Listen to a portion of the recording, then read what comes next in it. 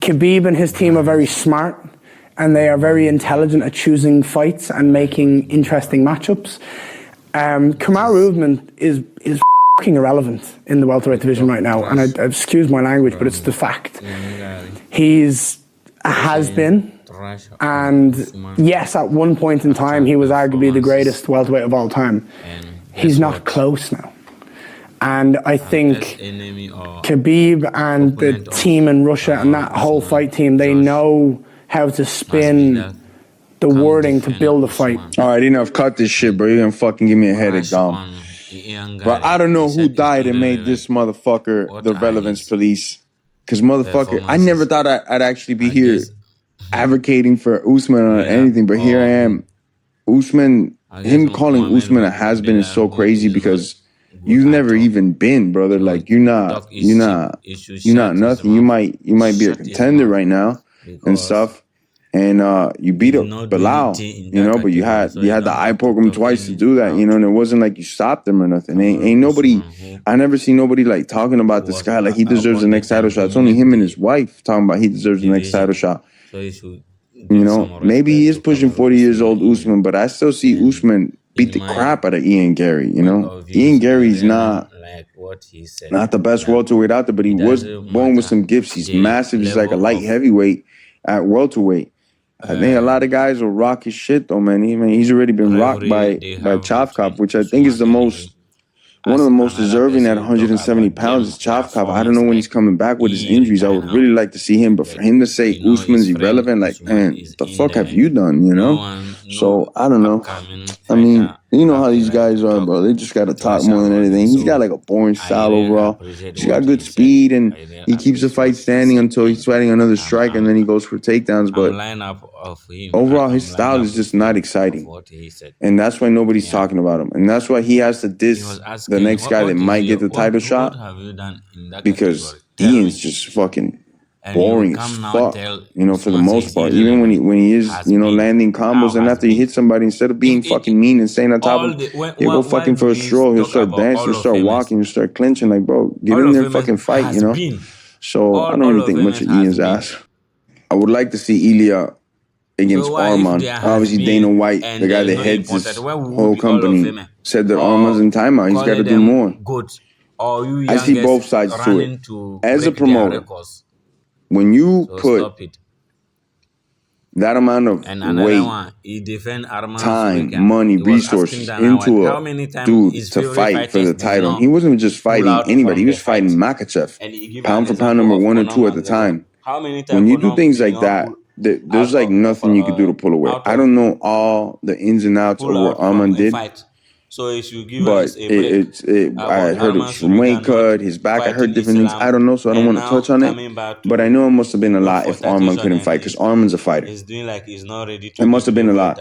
And at the same time, Dana White understands it. Man, shit happens. Your favorite fighter of all time, Dana, Conor, has pulled out like 5 or 6 times. And yet, you're even talking about having him at the White House. But he's pulled out of events like 4 times, 3 of them against like Michael Chandler. So it's like, dude, yes, you wasted all this money, all this happened.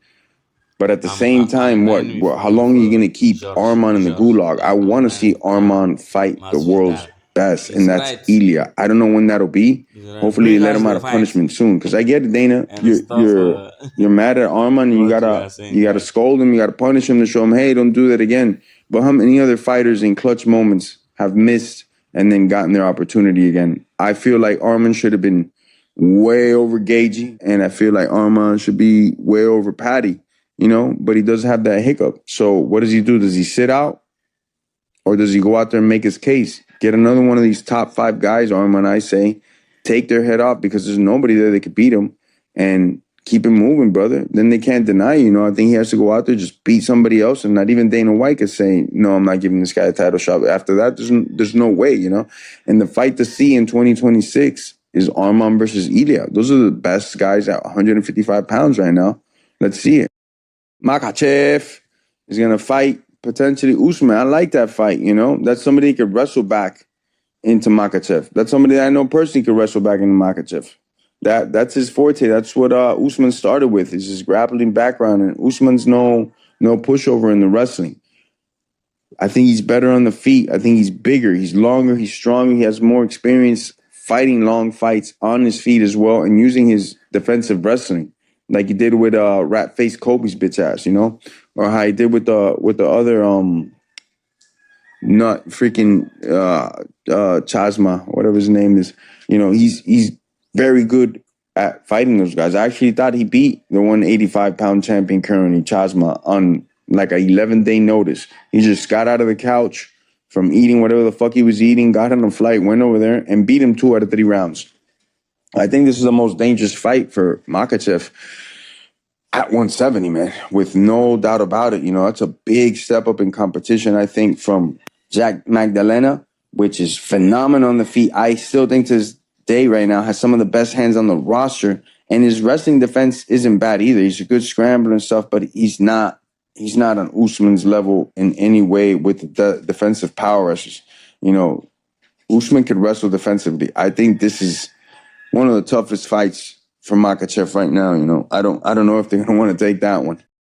What would be your game plan to go against Islam Makhachev? Like, what would you do right now to beat him? Because everyone, is he just too good right now or what would you do? I think right now he's probably on paper the best fighter. Yeah. Probably pound for pound. I would say my best pound for pound would be Islam Makhachev, Topuria, Mirad, Khamzat Chimaev. Very good. Yeah. I think that these 4 guys are right there. To beat Islam Makhachev, it doesn't mean, it's not because you're the best that you're not going to lose. It's not the best fighter that wins the fight. It's not the best team that wins the game. It's the team that played the best the night of the game. Same thing in fighting. People, for some reason, believe that fighting is different. Always the strongest man that wins. Not true. If you zig when you should have zagged, you make a mistake, boom. Cut. You're cut. By the way, it happened to Islam Makhachev. If you saw his loss, he got cut. Yeah, it could happen again. I believe if he would fight that guy 10 times out of 10 times, he would probably beat him 9 times. But that one time he got clipped, and that can happen. To beat Islam Makhachev, he's very skilled. I think you would need a guy that can match his wrestling in a way that either to counter his takedown, or if he get put down, manage to scramble back up and create distance and also fight him standing up. I think you need a guy that put pressure on him with a lot of fakes and feints. There's a guy that gave him a lot of trouble. He was from France. He was one of my training partner. If you go and check that fight online, his name was Mansour Barnoui. He was one of my best training partner when I was getting ready for fights, and he gave him a lot of trouble. And it was in Makhachev early career, but if you look at this fight, it could have gone the other way as well. It went to decision, and the way Mansour Barnoui fought Makhachev, that's the way you need to fight. A lot of pressure, create a lot of scramble, and pressure. Just gotta catch him off guard. Yes, flying knees, stuff like that, like doing stuff like that are crazy. To build your version of the greatest of all time. Okay. So the first one's mindset.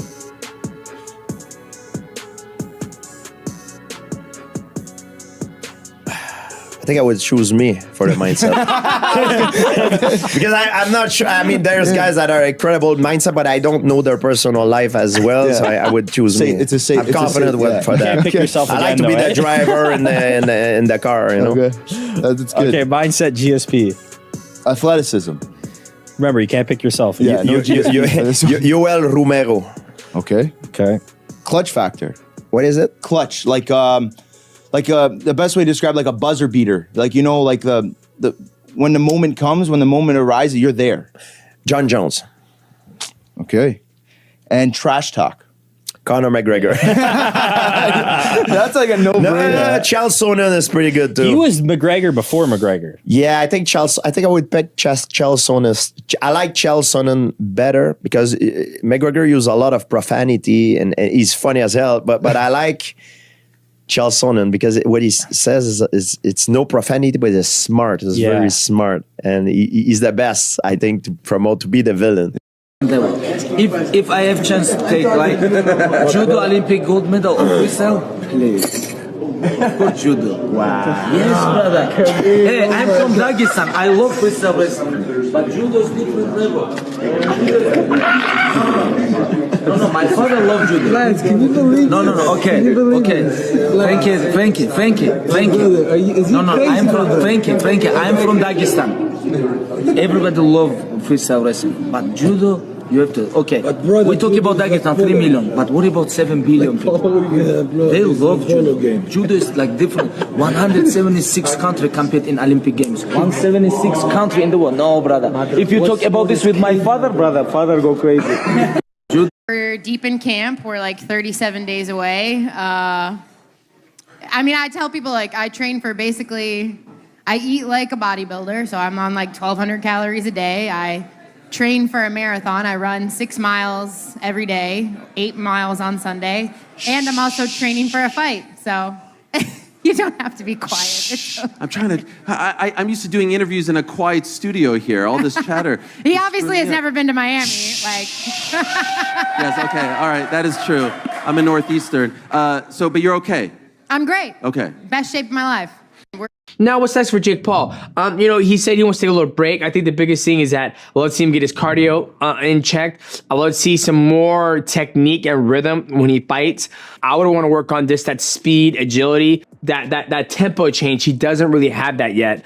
And I think for somebody who's successful, wealthy, can have the state-of-the-art training, that should be something that it should come natural. I mean, I think he could probably lose a little weight, get more shredded, and be a lot faster than being a cruiserweight. I don't know what that weight class is. And I'd like to see him fight a boxer, not an influencer, a boxer. Devin, I'd love to see him fight Darren Till, a real fighter who's good at boxing, a good size, big man. And I'd just like to see him continue to fight guys who box, who are 8-2, 9-2, or 7-4, 7-3. I don't know. Just I want to see him keep on fighting boxers, and I think it's only going to make him better.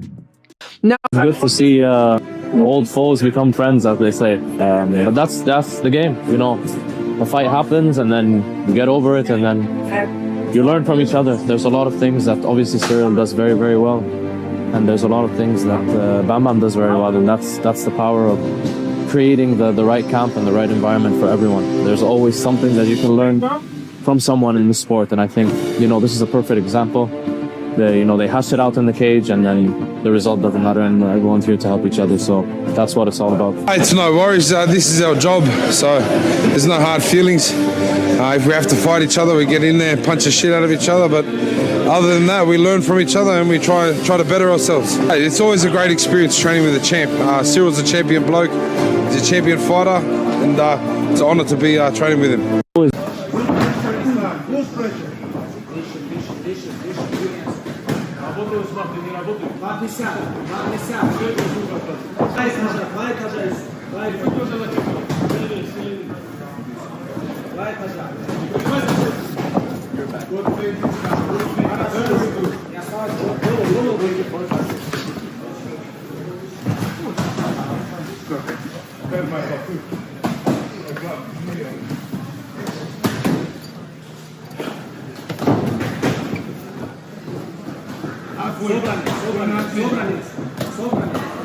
When the UFC or other promotions does this the best current time. In the UFC, you look at Islam versus JDM.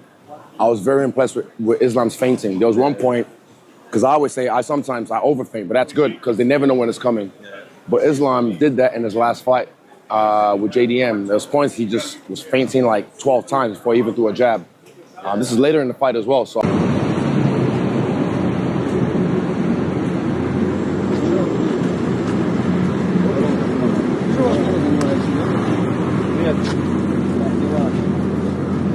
Спортом занимаешься. Кикбоксинг, раз, два, да. Выбежал. Опа! Раз, два, три. Раз, два, три. Кинул кик. Еще раз.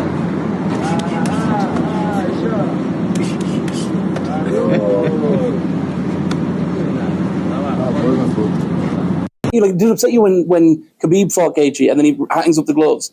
Did it upset you like that'll never happen? We'll never. I remember the live video that I did. There was different plans for Khabib. there was different plans for Khabib. His dad made sure that we didn't fight. The one time, the day before that he skipped out at UFC 209, they surrounded my family and they surrounded my team.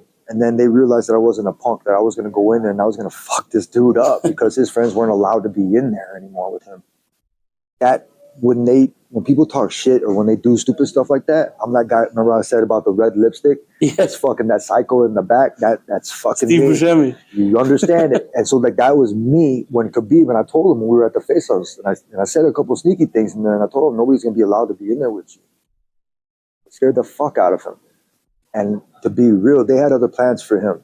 So you don't believe he went to the hospital and when you go into it, the agent is supposed to be the top of the class, top of the everything, that knows everything. He went, and I'm going to tell you, somebody at one of our boxing practices during that night of the weight cut, we went and we saw there was some Russian champ that was over there, and we saw a bunch of people that were super cool. We were in a different spot.